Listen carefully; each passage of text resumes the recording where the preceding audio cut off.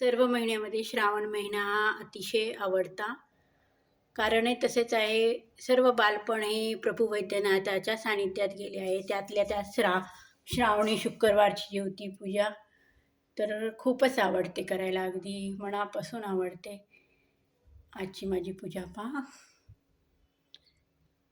ही पूजा आपल्या बाळाला औक्षंत, यशवंत, रूपवंत, भाग्यवंत करण्यासाठी ज्योतिमातेचा नेहमी त्याच्यावर आशीर्वाद असावा, त्याला आपल्या बाळाला दीर्घ आयुष्य हो, निरोगी राहो बाळ, यासाठी केले जाते. ह्या पूजेसाठी हार, फूल, आघाडा दुर्वाचा विशेष मान आहे. तसेच गूळ फुटाणे त्याचाही मान आहे. संध्याकाळी सवाष्णीला बोलून गूळ फुटाणे दिले जातात.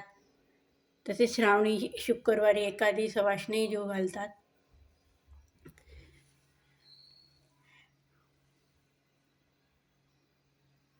आमच्याकडे दर श्रावणी शुक्रवारी पुरण असतं. पुरणपोळीचा नैवेद्य दाखवला जातो. त्याचप्रमाणे असे 9 दिवे केले जातात. हे 9 दिवे करून आरती केली जाते.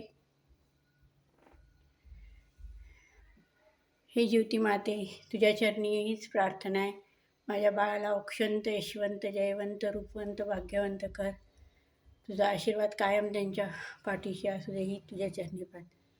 जय ज्योतिमाते.